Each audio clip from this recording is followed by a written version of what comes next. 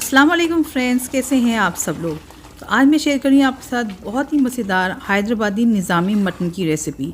कितने दानेदार और मज़ेदार बनके तैयार होता है ना कि रेस्टोरेंट की सारी रेसिपीज़ इसके आगे फ़ेल हो जाएंगी। और अगर एक बार ये रेसिपी आपने बना के खिला दी ना अपने घर पे, तो सब लोग आपसे बार बार फरमाइश पे बनवाएंगे। तो ये निज़ामी मटन बनाने के लिए ना हमने पहले एक मसाला बना के तैयार करना है। ये खुशबू का मसाला भी है और ये जो ग्रेवी है ना उसको टेक्सचर भी देगा।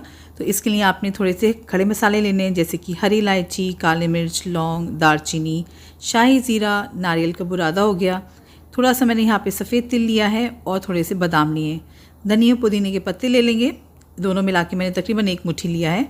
और 4 से 5 हरी मिर्च ले लें, अपने टेस्ट के हिसाब से आप इसको बढ़ा सकते हैं। 1 इंच का टुकड़ा ले लिया था अदरक का और 4 से 5 जावित्री मैंने लहसुन के ले लिए थे। थोड़ा सा पानी डाल के मैंने इसका बारीक पेस्ट बना लिया है। और अब हम कर लेंगे इसके साथ मटन को मैरिनेट। तो यहाँ मैंने आधा किलो गोश्त लिया था और इसके अंदर जो ये हरा मसाला हमने पीसा था ना वो मैंने इसमें सारा डाल दिया है। साथ में डालेंगे तीखी लाल मिर्च, जो आप अपने टेस्ट के हिसाब से एडजस्ट कर लीजिएगा। नमक डाला है 1 टीस्पून, ये भी आप अपने टेस्ट के हिसाब से कम बढ़ती कर सकते हैं। थोड़ा सा जाएगा हल्दी पाउडर, थोड़ा सा धनिया पाउडर, ज़ीरा पाउडर लिया है और साथ में जाएगा इसमें खुशबू के लिए गरम मसाला पाउडर। दही डाला है मैंने इसमें तकरीबन 4 टेबलस्पून के करीब, 1/4 कप के करीब ये दही बन जाता है। अब इन मसालों को, दही को आपने ना गोश्त के साथ बहुत अच्छे से मिक्स करना है और इसको मैरिनेट करने रख देंगे। तो 1 से 1.5 घंटा या जितना आपके पास टाइम है इसको मैरिनेट कर लीजिएगा। लेकिन टाइम कम है तो फिर भी आधा घंटा इसको ज़रूर दीजिएगा। मैरिनेशन से ना मसाले गोश्त के अंदर तक एब्जॉर्ब हो जाते हैं ना, तो गोश्त में फ्लेवर बहुत अच्छा आता है। तो यहाँ मैंने तकरीबन 2 घंटे के लिए मटन को मैरिनेट कर लिया था। इसके बाद मैंने इसको पकाना शुरू किया है।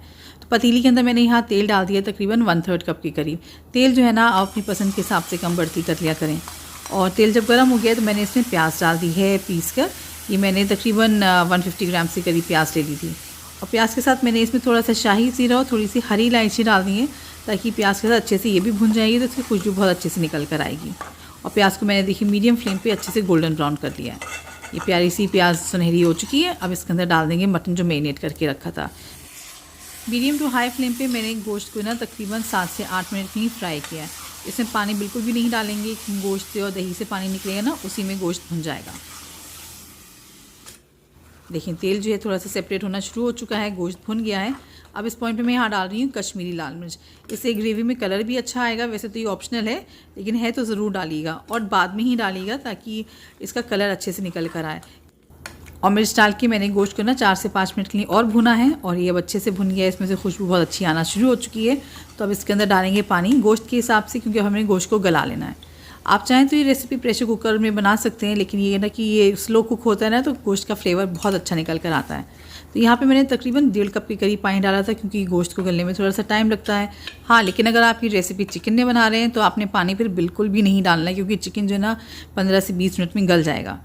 यहाँ मैंने गोश्त को पहले हाई फ्लेम पे 3 से 4 मिनट पकाया था। जब उबाल आना शुरू हो गया पानी में, देखिए इस तरीके से, फिर मैंने इसको ढक दिया है और फ्लेम को लो कर दिया है। और मैंने तकरीबन 45 to 50 मिनट्स के लिए गोश्त को गलने दिया था हल्की आंच पर।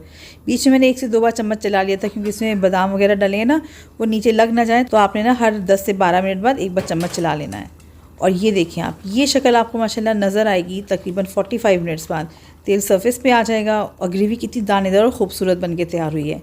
इसका फ्लेवर बढ़ाने के लिए थोड़ा सा नींबू का रस डाल देंगे, आधा नींबू का रस डाल दें, आधा किलो गोश्त के हिसाब से काफ़ी है। और खुशबू के लिए मैंने इसमें 2 टेबलस्पून के करीब देसी घी डाल दिया है।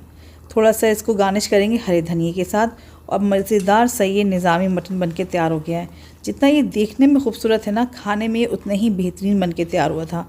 गोश्त के एक रेशे के अंदर इसका फ्लेवर था और बहुत ही मज़ेदार ये ग्रेवी बनके तैयार हुई थी। अगर आपको ग्रेवी पतली पसंद है तो आपने इस पॉइंट पे गर्म पानी डाल के अपनी पसंद के हिसाब से इसको पतला कर लेना है, वरना तो ये रेसिपी इस तरीके से गाढ़ी ही मसाले के साथ खाई जाती है। इसको आप रोटी, पराठे के साथ, नान के साथ, खमीरी रोटी के साथ या फिर वाइट राइस के साथ भी ना, ये ग्रेवी बहुत ही मज़ेदार लगती है।